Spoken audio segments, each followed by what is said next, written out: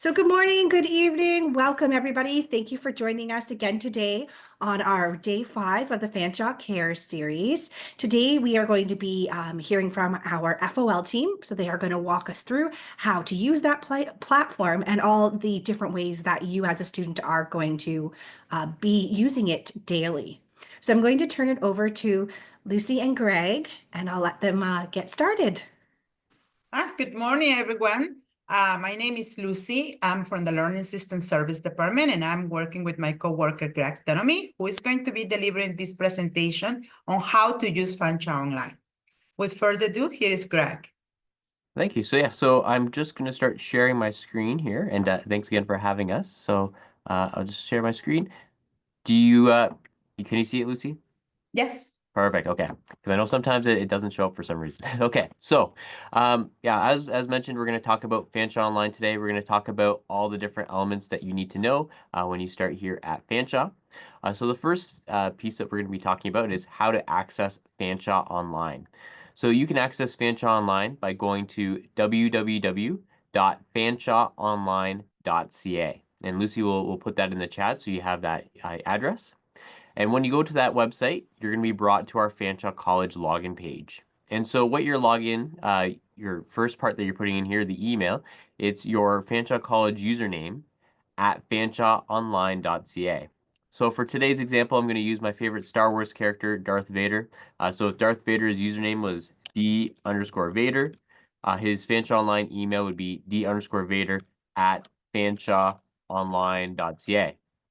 Once he's typed in the Fanshawe Online email address, they click on the next button and then type in your Fanshawe College password. Now, your Fanshawe College password that you use to log into Fanshawe Online is the same Fanshawe password that you use for all the other systems. So if you're logged into WebAdvisor, for example, that password that you use to log into that system is exactly the same as the one that you log into Fanshawe Online. Once we log into Fanshawe Online, you'll be brought to our Fanshawe Online homepage, which is what you see here. We'll talk about some of the different elements on this particular page here. So the first one is you'll notice that in the upper left corner, we have this My Home button. And so as we navigate through the different tools in Fanshawe Online, when we want to go back to our main landing page or our home page in Fanshawe Online, we simply just click on the My Home button, and that will always bring us back to this particular page. And you will see that as we go into some of the tools when we want to go back to this particular page. We'll click on the My Home button again, and it will bring us back to our home page. We also have an announcements widget here. So you'll see that we have a couple announcements posted. So we have information about grad photos, the exam schedule. So these announcements that are posted here are visible to all Fanshawe College students. So it doesn't matter if you're at the London campus or the downtown campus or South campus. These announcements that are posted here are visible to all the students. So again, we do see 2 announcements here. Let's say that we've read this announcement about the grad photos and we don't want to see it anymore. What we can do is we can click on this little dismiss button, so this little X here, and that will hide that announcement from view. However, let's say that I clicked on that dismiss button by accident and I hid that exam schedule, which was important to me. I can go into the announcements tool by clicking on the announcements heading.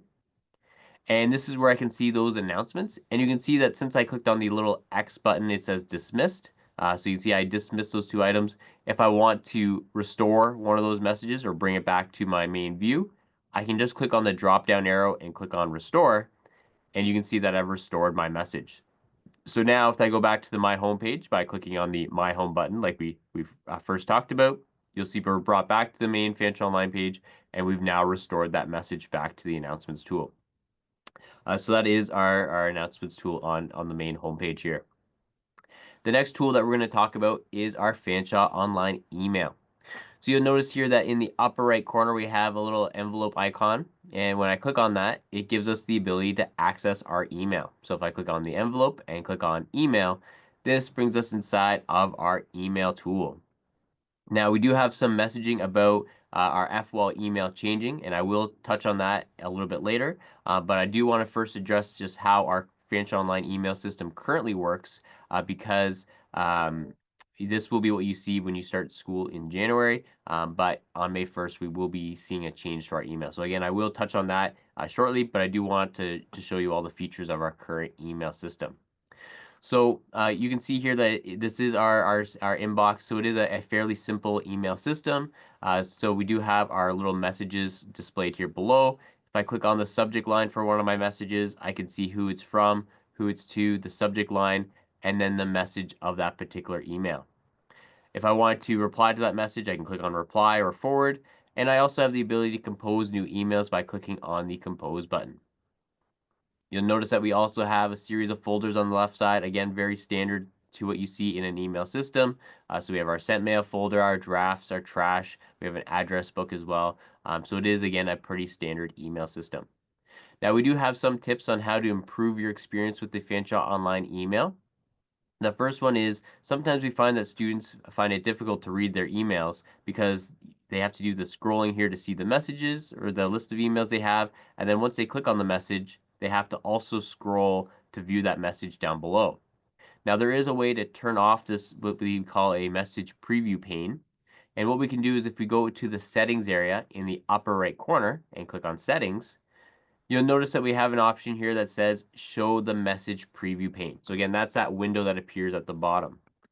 If I remove that checkbox beside the show the message preview pane and click on save, you'll notice that now that message preview pane at the bottom has disappeared.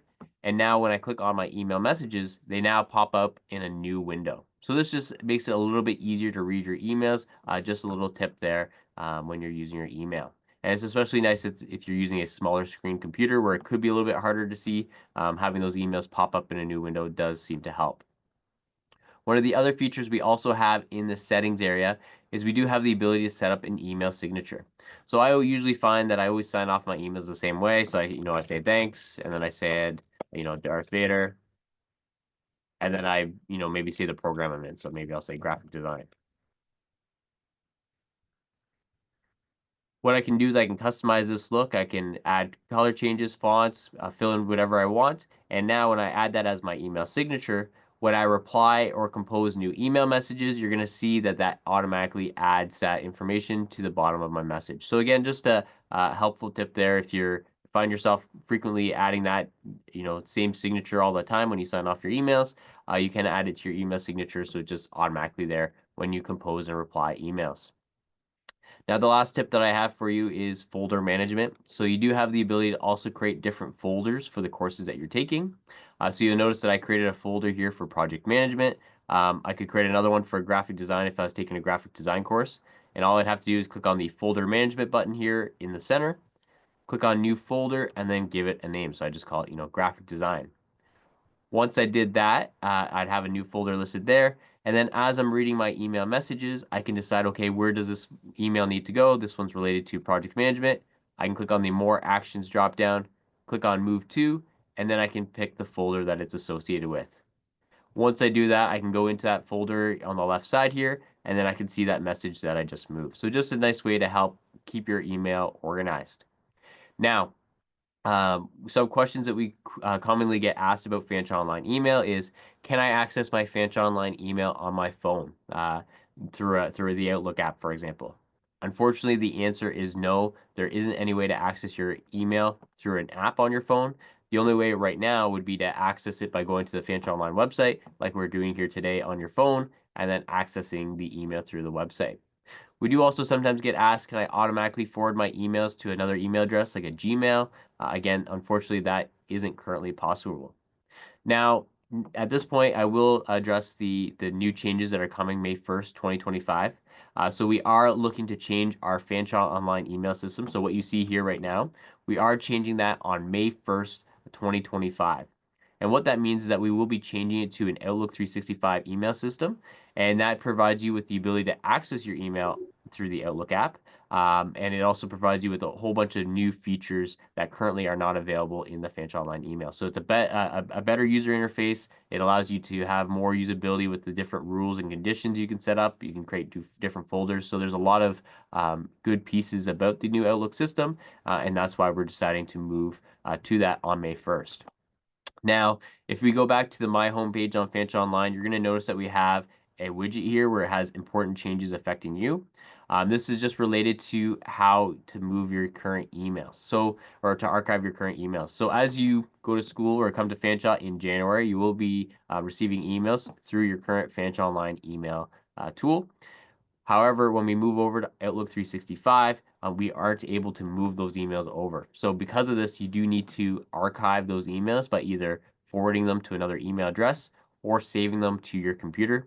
But we do have all of these instructions available here on the widget there. So please make sure that you do give this a read when you are starting here in January, because you will have emails that you want to archive, and we do have details on how to do that, and then also a list of FAQ documents. So again, that is coming May 1st. So please make sure that you do read the information here, especially once you're here in January, receiving email, etc. You will be keeping your Fanshawe Online email address though, so your email address in Fanshawe Online when you come in January will be still the same email address that you have when we change over to Outlook 365 on May 1st. So that's our email system.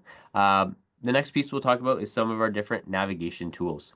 So we talked about the email icon already. The icon that we have beside that is called subscription alerts. And this is more related to a tool we have in Fanshawe Online called discussions. And what the discussions tool does is it allows professors to pose a topic or a question, and then students are able to comment or post about it. So for example, during the first week of class, a popular discussion post that professors like to use is an introduce yourself. So the professor may ask you to introduce yourself and list 3 interesting things about yourself. If you were to subscribe to that discussion post, when I post a introduction about myself, and if Lucy comments on that discussion, I'll receive a subscription alert letting me know that someone commented on my post. You can think of it similarly to how it works in social media, where if you posted something and then someone comments on it, you get a little notification about it. That's very similar to how the subscription alerts tool works in Fanshawe Online. Now the last icon that we have here is this update alerts, and you'll notice that we have a little orange dot, which means there is something new for us to see. If we have new email, new subscription alerts, or new updates visible to us or available to us, we have a little orange dot that would appear over these tools. So for the updates alerts, there is a new update. So if I click on that, you'll see that we have an upcoming due date on an assignment. We can see that a new grade was made available. So any updates to grades or announcements posted or upcoming due dates and end dates for quizzes and assignments will all appear here in the updates alerts. So that's just there to help you really keep on top of different activities that's happening within Fanshawe Online. So those are our different icons there. We do also have this last one here where it's these 9 little squares, and this is called our course selector. So this is how you'll be able to access your courses in Fanshawe Online. So you can see that I have my list of courses here, but I'll also mention if I scroll further down, we have a My Courses widget here at the bottom, and they also are listing my courses here. There isn't any difference between accessing your courses through the course selector at the top or through the My Courses widget at the bottom. The course selector at the top is more of a list view versus the My Courses widget is more of a visual view. So again, no right or wrong answer of how you access your courses. This is just a list, which is usually my preference because it's just quicker. But again, the My Courses at the bottom there will also bring you to the same spot. So once we're ready to access our course, we'll click on the course that we want to access here. And now we are in our course homepage. Now, you're going to notice that we still have an announcements widget. The difference with this is that this announcement widget is specific to this course. So this announcement isn't going to be seen by students from other programs. This is only available to students that are in this particular course with you. You'll also notice that our Fanshawe Online My Home button has changed to the Fanshawe College North Star logo. And so if we click on that, that will bring us back again to our Fanshawe Online homepage. Now I'm just going to pop back into my course, but this time I'm going to use my Courses widget just to show you that it again brings you to the exact same spot. You'll also notice that we have our course code listed up at the top here. So as we go through the different tools, so let's say we went into the announcements tool. If we want to go back to the course homepage, we just click on the course code, and that will bring us back to the course homepage. So that's our announcements widget. On the right-hand side, you'll notice we have a professor information widget, and this is where the professor will list their contact information, so their name, their office hours, and their email. So you should see that populated there in your course. If by chance the professor hasn't had a chance to fill in this information yet, we will be looking at another tool called ClassList shortly in this session that also contains your professor information. So stay tuned on that shortly. We also have a calendar widget here, and this will show you for this particular course upcoming due dates and end dates. So again, we can see that we have an assignment that's due on December 20th, and then we have an example quiz that's due on the 27th. If we want to go into the calendar tool, we can click on the calendar heading here, and this will bring us directly into our calendar tool where we get this nice month view of the calendar. So again, I can see that we have an item for the 29th. I can move over to December, and then I can see the items that are coming up in December. If I had other items due in other courses, they also would show up in color-coded format here. So you would see them, and I don't have anything in the other courses, but if I did, you would see those appearing here with the different color coding as well. You can change the views, so you can look at day view, week view, month view, a list view, or even an agenda view. I personally like the month view, but again, you can toggle through those different views as you see fit. In the lower right-hand corner, we also have this task section, and this is where you can add, to-do lists for yourself. This is only visible to you, so it's not visible to your other classmates or your professor, but this is where you can add in a task. So maybe my goal for tonight is to start working on the intro for one of my essays. I could just write start intro on essay for writ 1. So now I have my little task here, and as I complete it, I just have to place a check mark beside that task, and it automatically disappears and crosses it off my list. Now you do have the ability to view all your completed tasks, so if you want to go back and look at the items you've completed already, you can click on the View Completed Task option, and this will show you the list of options there. Now, while we're talking about the calendar tool, one of the other things that we like to talk about is an app that we have available, and it's called the D2L Pulse app. Now, Lucy's going to be posting a link in the chat shortly about the Pulse app, but the Pulse app is available for both the Apple and Android store, so I'll just drag it over here for a second. So it is available on the Google Play, so Android devices, as well as the Apple Store, so iPhones and iPads. And this app provides you some different access to Fanshawe Online. Now, it is important to note that the app will be listed under the D2L Corporation as the publisher. So it's not listed as Fanshawe College. It is listed as D2L Corporation, who is the creator of Fanshawe Online. It is a free download though, and I highly recommend it. So some of the different features that it gives you access to is it does give you the ability to view your grades within the app. This is a feature I wish was available when I was a student because it does give you push notifications. So back when I was a student, there wasn't an app available. So when we found out our professor was posting grades, we would sit on the grades page and keep refreshing the page, waiting to see if our grade would pop up. With the Brightspace Pulse app, I keep going for a walk, and as soon as my professor posts my grade, I'll get a little push notification on my phone saying a new grade is available, and then I can check it out. So again, really nice with that piece, just to be able to get notifications as soon as your grades are available in a course. You do also have the ability to view your content. So as professors post content within your courses, you do have the ability to view that information all within the Pulse app, and you can also save it for offline viewing. So let's say that I was going to an area that didn't really have a great internet connection, or maybe I don't have a great internet plan. What I can do is when I'm on either my home Wi-Fi or at the college and using their Wi-Fi, I could download offline through the app all the content that I want to view. And then when I'm somewhere that doesn't have great service, or maybe when I'm on the bus, I can start reviewing that content, but it's viewing it offline, so it's not using any internet connection. So just a nice feature there with the content. I also was briefly talking about discussions where professors will post something and then they ask for you to comment on it. You do have the ability to participate in your discussions through this app as well. So we can see that we're reading the professor's post here. There's one student commented. We could comment by clicking on the add comment button, again, allowing us to participate directly through the Pulse app. We also have the ability to view updates, so that little bell icon that we saw on Fanshawe Online, those same updates are available in the Pulse app, and they would be listed here as well, just showing that through the app rather than in Fanshawe Online. So again, you can see we have that little notifications bell here, and just like we have in Fanshawe Online, and again, it's just listing the notifications of upcoming due dates and end dates and new announcements in your course. Finally, this last piece here will show you when you have upcoming due dates and end dates in your course. So it does give you this nice schedule view of where we can see, okay, on the Thursday the 16th, there's a nice big peak in the graph, and we have quite a bit of items due. And then on the 18th, we can see it goes down quite a bit, so we know that we don't have as much work to do. So this just gives you a quick view of what the work looks like for your courses.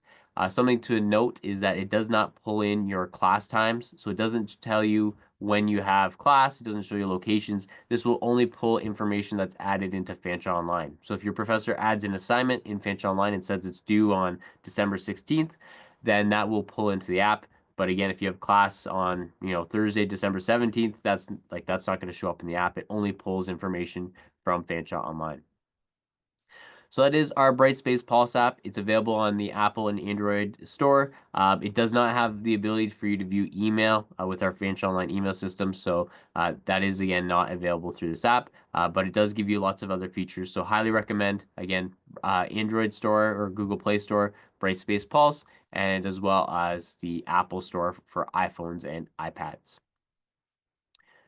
Going back to Fanshawe Online, we'll now go back to our course homepage by clicking on the course code here. And the next area that we're going to talk about is content. So you'll notice that we have a little navigation bar here that has access to all of our different tools. And under each of these different drop downs, we have access to the tools within our course.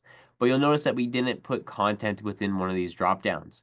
And the reason why we did that is that because we found that students access content more than any other tool in Fanshawe Online. So because of that, we wanted to make it quick and easy for you to be able to access the content. So if I click on the content item here, it's going to bring us into our content area. The first area that I want to draw your attention to is the course outline. So this is that first tab here at the top. Every course will have a course outline and course plan, and that area does contain really important information about the course you're taking. So it contains information about the course description, course learning outcomes, essential employability skills, relationship to vocational learning outcomes, how you'll be evaluated, any textbooks that are required, how the college grading system works, policy, procedures. So there's a ton of information listed here. So I'd highly recommend that you review the information here for each of your courses because it does have lots of important details. So that is available at the top here under the course outline. After that, you'll notice that we have a series of different modules. So we call these modules, but you can think of them as folders. So each of these modules really contain the content listed for our courses. Now, most of the time I see professors breaking up the content week by week. So week 1, week 2, week 3, week 4.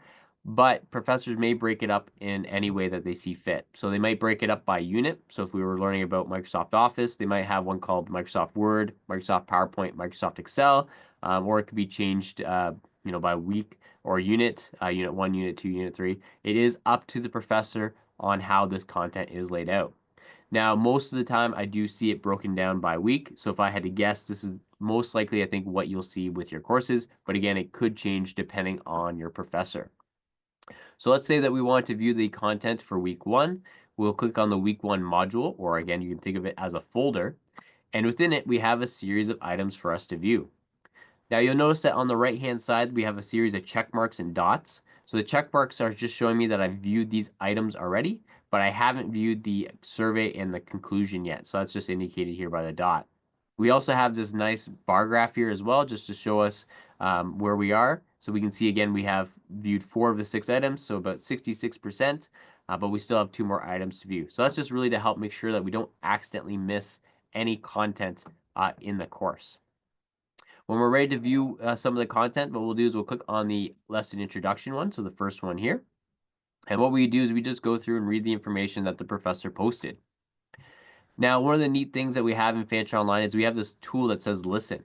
And what it'll do is it will actually read out loud the content displayed to you here. So I'm going to click on the play button, and what you're going to see is it's going to start highlighting the text, and it's going to read it out loud to me. Now, I'm not sure if you're going to be able to hear it over because it's going to come out of my speakers, so I don't know if you'll hear it from the microphone, but at least you'll see the text highlighting as it goes through. Banner. Weekly introduction. Populate this area with an overview of what will be taught this week's class. So I'm not sure if you were able to hear it, but as it was highlighting it, it was reading that text out loud to me. One of the other nice features as well is, let's say that I wanted to just have this paragraph of text read out loud to me. I can highlight just that text here, and this little listen button pops up, and again, I can just have just that paragraph read out loud to me. Populate this array with the week/modules learning outcome. So just a nice tip there with the listen button.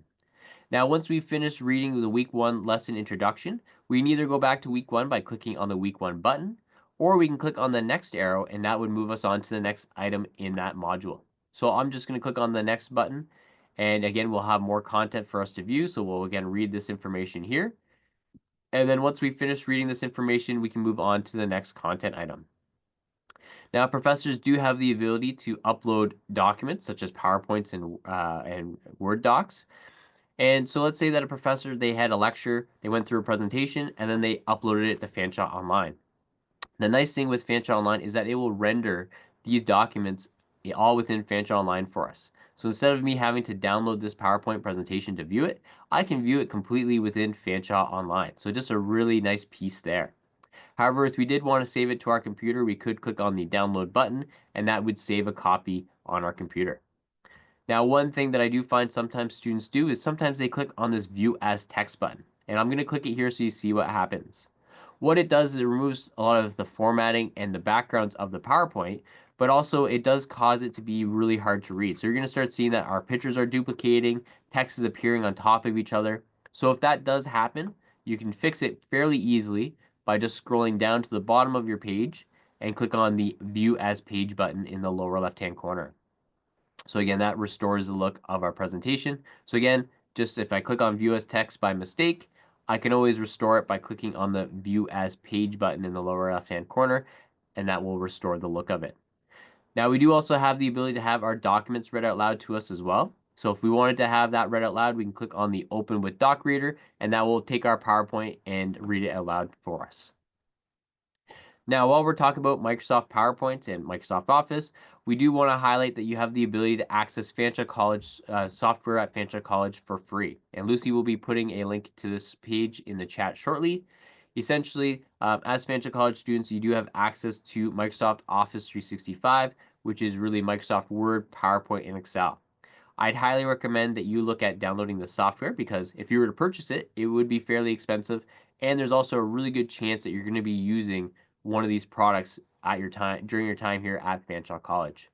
We do also have other products available too, so depending on the program you take, let's say you're doing programming, we have Visual Studio available to you, or Visio or Project. We have Adobe software if you're taking any design programs, Autodesk for any CAD software, and then also Windows 10 and 11. So again, all of this is free for Fanshawe College students. If we click on Office 365, that's the one that we're really highlighting today. We do have instructions on how to access that software, so I would just recommend reading the instructions. It really just shows you here's what you have access to, and then you would just go to the Microsoft site, log in with your Fanshawe Online email and Fanshawe password. So again, that's your username at fanshaweonline.ca. So it would be Darth Vader at fanshaweonline.ca, and that would be what we use for the accessing the software. So I would again really highly recommend taking a look at that software, and again, Lucy has that link in the chat. The next area that we'll take a look at is the class list tool. So you can access our class list tool by clicking on the communications dropdown and selecting class list. So as I mentioned before, hopefully your professor has filled in their professor information widget. However, if you do need to find out who your professor is, you can easily find out by going to the class list tool, and we have these nice little tabs here. So if you wanted to sort by staff, which would be your professor, we can click on the staff tab, and then you can quickly see, okay, who the professor is of the course. So I can see that Greg Denemy is the professor, and then if I want to send the professor an email, I can just click on the professor's name, and it will automatically open up, and I can send the professor an email. If I wanted to quickly just see all the students who are enrolled in my class, I can click on the student tab, and this will show me all of the students in the class. What I'll do is I'll go back to the all tab so we can see everyone. Most likely you're going to have more than 8 people enrolled in your course. This is just one of my demonstration courses, but again, you would probably have a few more people than this. Again, if we want to send an email to anyone, all we have to do is click on their name, and it will automatically open up a compose window for us. If we want to send an email to multiple people, so let's say that we're working on a group project with Superman and Pikachu, all we have to do is place check marks beside their name, click on the email button, and then it will automatically open a compose window with those email addresses automatically populated there. So those are just some tips with using our classlist tool. Finally, you may notice that we have this little green dot here that will appear. So this just quickly shows you who's currently logged in. It doesn't mean that if I sent an email to my professor, they'll get back to me right away. I mean, they could have logged in and are doing something else. But it is just a nice way to see who's currently logged into Fanshawe Online versus who isn't at all. So if I sent an email to Pikachu, I know Pikachu's not signed in, so most likely Pikachu won't see my email for a while. So just a nice little tip there. The next area that we're going to take a look at is the grades tool. So we can access grades by clicking on the evaluations dropdown and by selecting grades. Once we click on grades, we can see the different grades that we have received in this course. So you'll notice that we have a grade for quiz number 1 and quiz number 2. For quiz number 3, the midterm, final project, and final exam, we currently have zeros, but I'm not concerned about that because I haven't written these items yet. So if I wrote quiz number 3, I found out all my classmates received a grade and I hadn't, maybe at that point I'd reach out to my professor, but otherwise you don't need to worry about seeing zero values for your grade items until you've completed that grade item. You'll also notice that beside one of our grade items here, we have a little bar graph. So it's up to the professors if they turn this option on for their grade items. You might see it for some, you might see it for all, or you might not see it at all. So for this one here, the professor just turned on this bar graph for quiz number 2, but what this does is it lets us see how we did compare to the rest of the class. So we can see that the class average was 76.19%. So that just really gives us a way to gauge how we did compared to the rest of the class. Again, it is up to the professor if that option is enabled. So again, you might not see it for all the grade items or you might not see it at all, but something to be aware of. One of the other things that sometimes students see in their gradebook, and it sometimes gets them a little nervous, is you may see the word dropped in red with an exclamation mark. And it's actually a good thing. It's not something to be concerned about. What it means is that the professor is taking all the grades in your gradebook and they're doing a calculation that's saying, okay, we're going to drop the lowest grade. So for example, let's say that I'm taking a writing course and the professors want us to write 5 essays, but they're only going to grade the top 4. So what I would see is with my lowest grade on those 5 essays, it's going to use the word dropped, and the other 4 grade items will be used towards my final grade. So again, it is a good thing to have. It's not something that we see very common in a lot of courses, but if you do see that wording in your gradebook, it's not something to be concerned about, and you can always reach out to your professor if you have any questions about the gradebook. So please feel free to always have open conversations with your professors about your grades because they are there to help you, and we'll let you know how you'll be graded in the course. Again, also taking a look at that course information sheet will also provide details there as well. So that's our grades tool.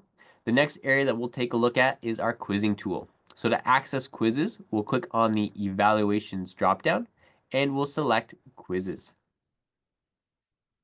So the first thing that I really want to draw your attention to with the quizzes is you do really want to make sure that you're mindful of the due date of the quiz. So we can see that this quiz is due on December 27th at 11:59 p.m. So we do really want to make sure that we complete this quiz before that due date. Otherwise, once the quiz closes, we won't be able to submit the quiz. So we do want to make sure that we complete it before that due date.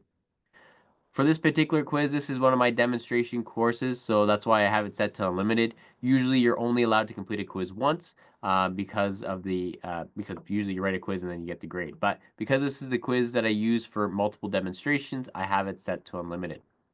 Once I'm ready to start my quiz, I'll click on my quiz name. And this will just provide me with some more information. So I can see what time it is right now. I can see my name. If there's a time limit, which normally there is, you'll see that listed there. And you do want to be mindful of the time limit because after the time limit has been exceeded, your quiz will be submitted. We can see when the quiz will close and then any other details about the quiz. Once we're ready to start the quiz, we can click on the Start Quiz button and our quiz will start. Now, once the page fully loads, that's when our timer will start. And you'll notice that in the upper right corner, we can see that the timer is listed right there. One thing to note when you do start a quiz, though, is that if I was to walk away right now or if I was to close this window, the quiz timer will continue to go on. So there isn't any ways to pause a quiz once you start it. So you do want to make sure that when you start a quiz, you are ready to write it in that time window that you have available.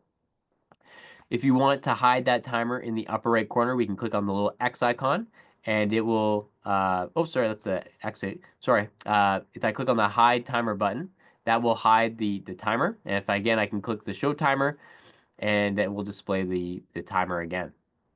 Now, as we go through, you can see we have a series of different questions here. So we have a true-false question, we have a matching question. So I'll go through and see how well I know my TV trivia here. We have a true-false question, multiple choice question. Once we've answered all the questions here, we can click on the next page, and then we can go on and continue to answer our questions. Now, one of the nice things about Fanshawe Online is that you'll notice that it automatically saves as we go through. So if I make some changes here, you're going to see it says saving very quickly, and then it says saved with a check mark. So I don't need to click any save buttons as I go through.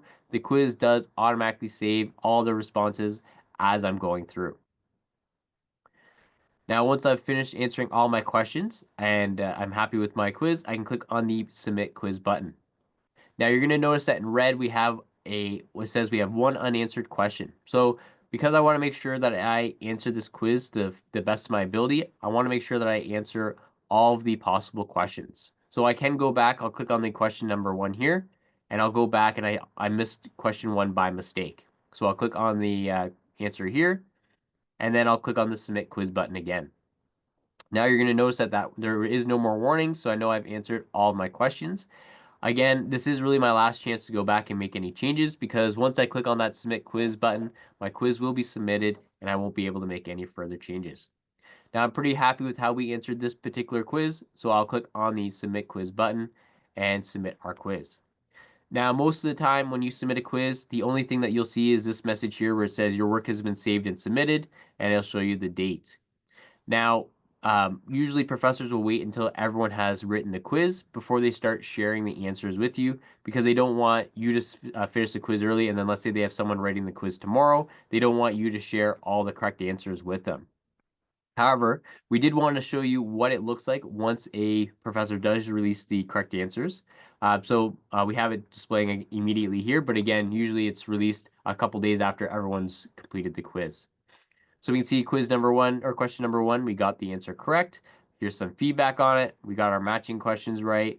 As we keep on going, looks like the last question here, we answered New York City, but the correct answer is indicated here with the blue arrow saying that the real answer was actually Philadelphia. So that's just our quizzing tool. Once we're finished, we can click on done, and we've now completed our quiz. Now, there is one thing that I do want to mention here about quizzing, is you may see a message beside the quiz title that says, example quiz, then it'll say a dash, Respondus lockdown browser required. What that means is that we have a tool in Fanshawe Online called Respondus lockdown browser, and what it does is it locks you into your quiz as you're writing, so that you can't access other resources on your computer. So it will prevent you from accessing Word documents or going to Google and searching up, the answers. If that is required, again, that messaging will be listed here beside the quiz name, and there'll be a link that will allow you to download the software. Now, we do have information in our help documentation that has more information about Respondus Lockdown Browser, and I will share this with you at the end of the session where you can find more information. Now, it is a free download, and it's also available on all of our college lab computers, so you can use it either on your personal computer to write the quiz, or you can use one of the lab computers at the college to complete it as well. So that's just something to be aware of with our quizzing tool. The next tool that we're going to take a look at is something called submissions. So we can access submissions by clicking on our evaluations dropdown and by selecting submissions. So way back years and years ago, like a really long time ago, when we didn't have Fanshawe Online, the only way to hand in assignments was really to physically give it to your professor or to have to put it into like a mailbox. With Fanshawe Online, we're able to do this all digitally within the submissions tool. So we can see that we have an assignment here. Again, we want to be mindful of due dates. So we can see that this submission folder closes on December 20th. So we want to make sure that we hand in our assignment before that due date. Once we're ready to hand in our assignment, we can click on the assignment folder name. And it's going to give us some details here. So again, we can see we have till December 20th at 11:59 p.m. And then we have the ability to upload our files. So I can click on the add a file option here. And then depending on where my file is stored, I can pick which location. I have the files actually saved on my computer, so I'll click on my computer. And then I can either drag and drop a file into this zone here, or I can click on the upload button and then upload a file with the File Explorer. So I'm just going to upload this Word document here. So once we have that file uploaded, we can click on the add button. And we also have the ability to record audio or video. So let's say I needed to record an audio clip or a video clip. I could do that here. And that will attach it with my submission. It allows me to record it all within Fanshawe Online, so I don't need to use any special software for that either. Now, finally, we also have this comments area. So this is optional. You don't need to put anything in here. Let's say that you wanted to provide details. Let's say I was assigned case study number 2. I could say I was assigned case study number 2. Just to really help the professor out, but I don't need to provide any details about my submission. So I don't need to say, here's my student number, or here's the date I'm handing it in, or here's the course I'm submitting to. All those details are automatically pulled in from Fanshawe Online and displayed to the professor. So you really don't need to put any comments unless there's anything you want to tell the professor. Now, once we're happy with this, we can click on the submit button, and our submission has been submitted. Now I'll click on so we can see all the details here. And when I click on the done button, we're going to notice that we have a brand new email message for us. So if I go to the email message tool and click on email, we're going to notice that we have a submission receipt. And when I open up that receipt, it has all those details about what we just handed in. So it has a submission ID, the date we handed it in, the course we submitted it to, and then what files we handed in. This is your proof that you submitted the assignment. So I highly recommend that you keep this email until the end of the course, or at least until the assignment has been submitted, or has been graded, sorry. This is just so that if something were to happen with your submission, we would be able to look into it and figure out what happened. We've never had an issue with the submissions tool, but again, it's your proof that you did hand in the assignment. So let's say that the submission somehow got lost. You would provide us with this email submission, and then we would be able to track down exactly what happened. So again, highly recommend keeping these email receipts. You could also consider creating a special folder called, receipts or something like that, and then putting all those emails there so that you have them in one spot. So that is just something to keep an eye on with your submission receipts. Going back to the submissions tool, there is one other item I want to draw your attention to, and that's with this assignment number 2. You'll notice that there's this little icon here called Turn It In Enabled. What this means is that the professor has turned on a tool that will check your document against the Turnitin databases. So what this does is it checks to see how your document compares against other student submissions. It checks against resources online, and it also checks against AI usage. Now let's say that Lucy is my classmate, and she handed in an assignment, and then she shared it with me to peer review it, but then I ended up using that as my own assignment and handed it in. What will happen is this Turnitin checker will let the professor know that Lucy's submission and Greg's submission are very similar or almost identical, and it will highlight what it thinks is very similar, and the professor will look through and be able to compare those two documents. So it is something to be aware of, but what it does is it just ensures that academic integrity is upheld while you're here at Fanshawe College. So just something to be aware of when you see that icon with Turnitin enabled. The last piece that we're going to talk about is virtual classrooms. So while you're here at Fanshawe, you may have some partially online courses, partially in person. You might have fully online courses, or you may have fully in-person courses. For those courses that are partially online or fully online, professors usually use one of our virtual classrooms tools. So we have 2 different ones available. We have Bongo Virtual Classroom, and then we have the Zoom platform, which is what we're using today.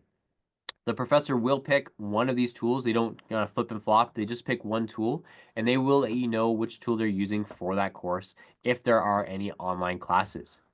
So for example, if the professor told you that they're using Bongo Virtual Classroom for their sessions, what you would do is you'd click on the Media Tools dropdown and click on Virtual Classroom. From here, we would see a list of the virtual classrooms that are available, that are scheduled. So we can see that we have an example virtual class that was scheduled at November 29th at 9:23. We can see that it's currently started, and if we want to join that session, what we do is we click on the Enter Meeting button, and it will bring us to this little waiting room, and when we're ready, we can join the class.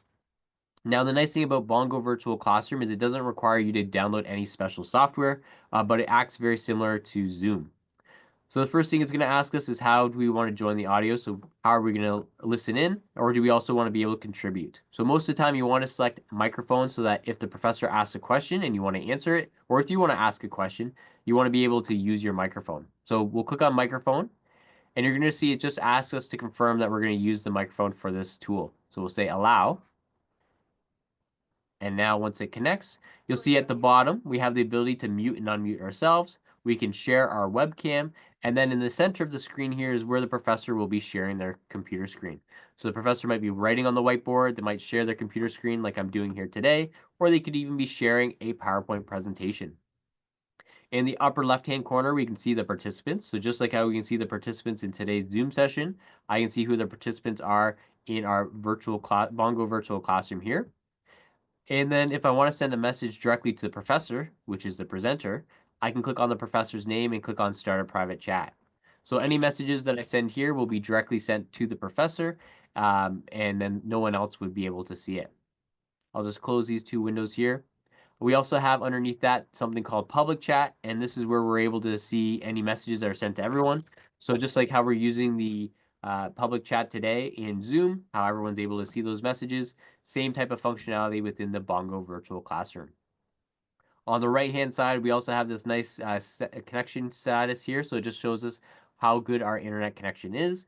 If I saw this as yellow or red or orange, what that means is my internet connection is either unstable or weak. And if you see that, what I'd recommend is trying to move your computer closer to your internet router, or if you have the option to plug in using an internet cable, doing that, as that will help you have a stronger internet connection and will also give you a better experience when attending your virtual classes. We do also have the ability to test our download speed if we want to. And then once we're all finished with our class, so maybe class has ended and we're ready to leave, we can click on the three dots here and click on the leave button. Now, once we've left the class, if the professor decided to record that session, we will have the ability to view the recordings, but it is up to the professor. They aren't all automatically recorded. It is up to the professor to record the session and make that available. So a lot of professors do like to do that. So if we did have a recorded session, we would have an option to view that session. There'd be a little eye for us to click on, and we'd be able to watch that recorded class.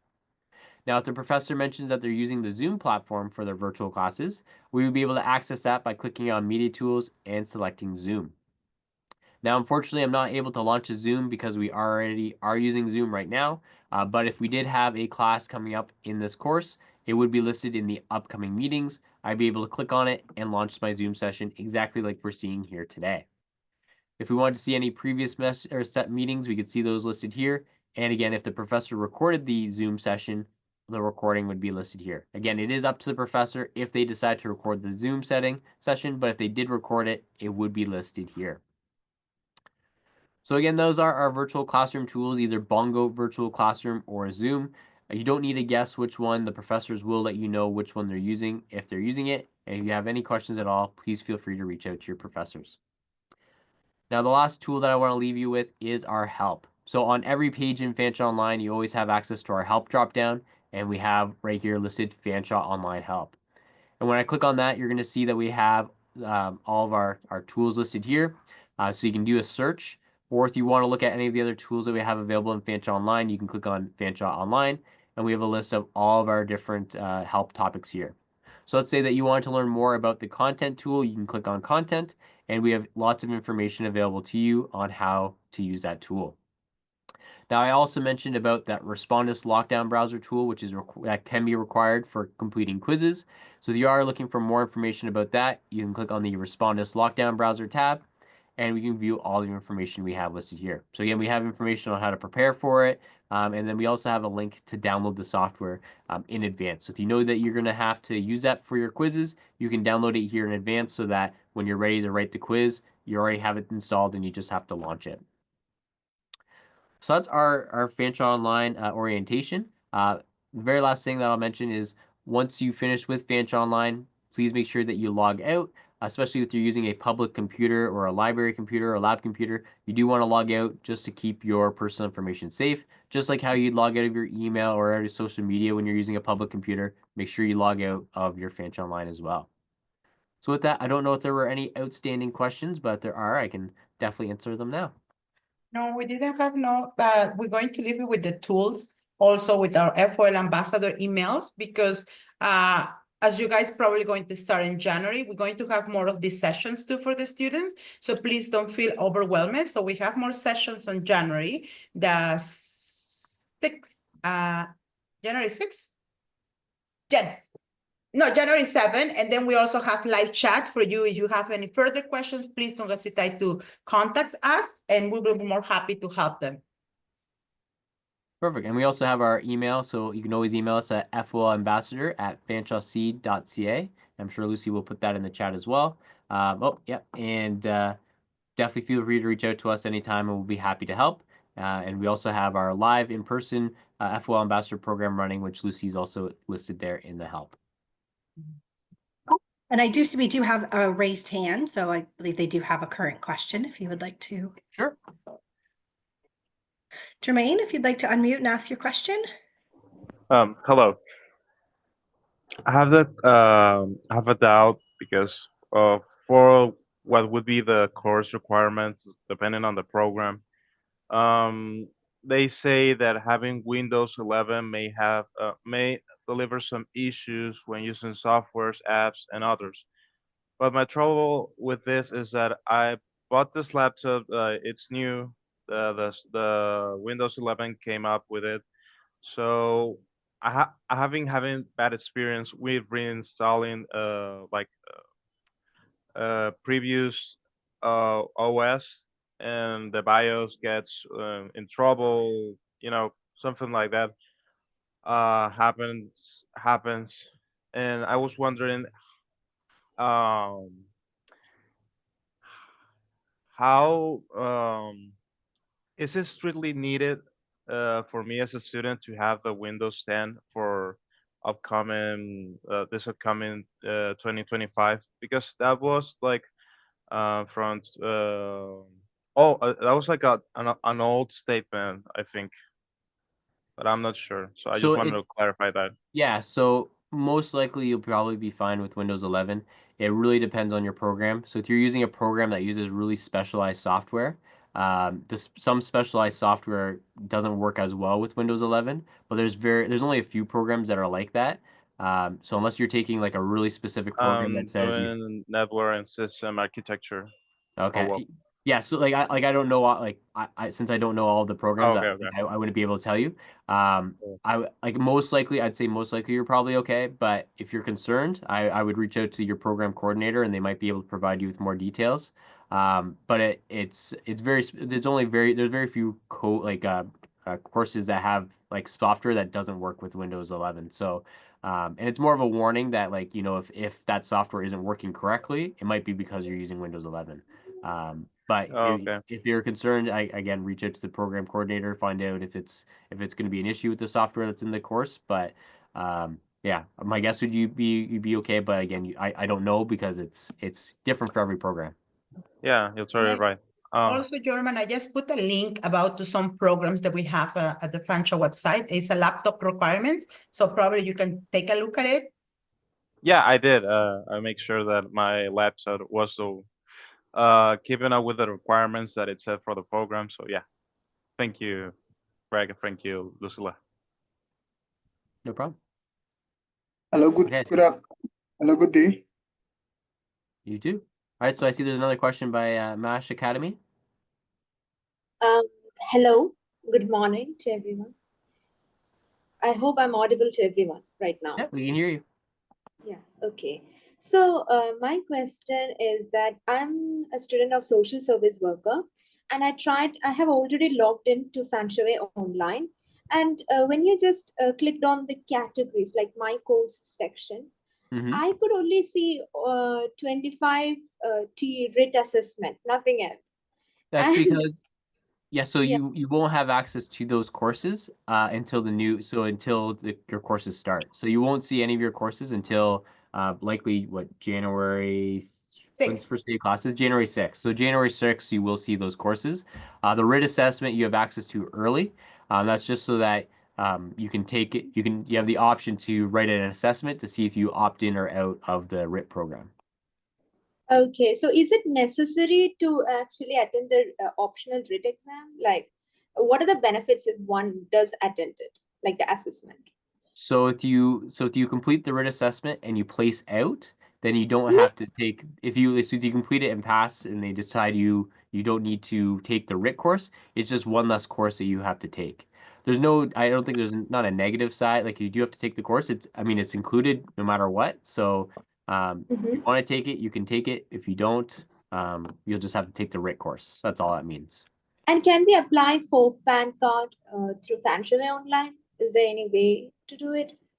Because I'm quite curious regarding it. I think that do you have that information either? I do. Okay, perfect. Yeah, so if Lucy wants to put it in the chat, I think that's what she's looking to do. So you can apply for your fan card from home. You just need to follow the steps on the fan card website, and then you'll have to upload a picture as well as your government issued ID. And then what will happen is once it's approved, they'll send you an email to your FOL, and then you can pick it up once you're here. But it's open. So if you wanted to submit your picture now, you can. And Okay. Lucy did add it to the chat. Yes, I just put the link on it. Okay, thank you so much You're for very clearing it. welcome.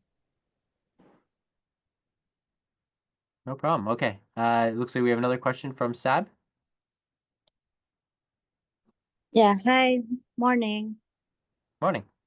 I'm having a problem logging into my Fanshawe online account. Like they're asking for a verification code from Microsoft Authenticator. And then when I open the Microsoft Authenticator, it's asking again for a verification code. So how can I fix this?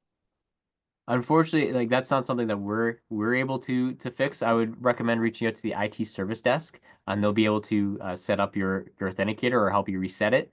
So when you are logging into Fanshawe Online, we do use, and this is for most of our Fanshawe systems, we use the Microsoft Authenticator to authenticate you. And it's just to add an extra layer of security with your accounts. But when there is, when students need to reset that access, that is something unfortunate that has to be done through the IT service desk. All right, how can I contact the IT service desk? Yep. So Lucy just put in the chat. So you see that contact us --Fanshawe connected. That will provide you with some contact information to set that up. All right, that's all. Thank you. No problem. And then Greg, Gideon did have a question. So Okay. Gideon, if you're still here, if you wanted to ask your question. Yeah, good morning. Morning. Okay, yeah. So I'm having an issue with my account, my student account, because I'm trying to log in to fill my ISF, my international student form, right? So I've been having issues with it because I've not been approved. My decision has not been made yet from the embassy. So we're told to use the alternative route that we're to use is PPR, which I used. I imputed my UCI number and my date of my end date of the program, which is going to be 31st of August 2025. But despite that, I'm still yet to move to this stage. So I don't know, it's really giving me a problem. So the alternative option that is available is not working because I've So not been. Gideon, what I would recommend is sending us an email to fanshawecares@fanshawec.ca with your student number and your situation, and we can look up your records and try and figure out what's happening with that. So, and I did just send you a private message with the email. Okay, thank you very much. I appreciate it. You're welcome. Okay. Looks like we have another question. Do you want to go? Ago Binton. Hello. Good Hello. morning. Hello. Good morning. Hello. Good morning. Good morning. Do you want to ask your question? Yes, I wanted to ask a question. I'm having a problem with I cannot.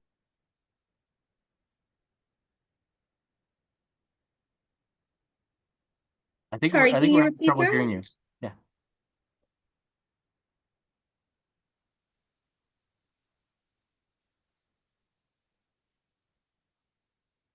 I think we may have lost that connection.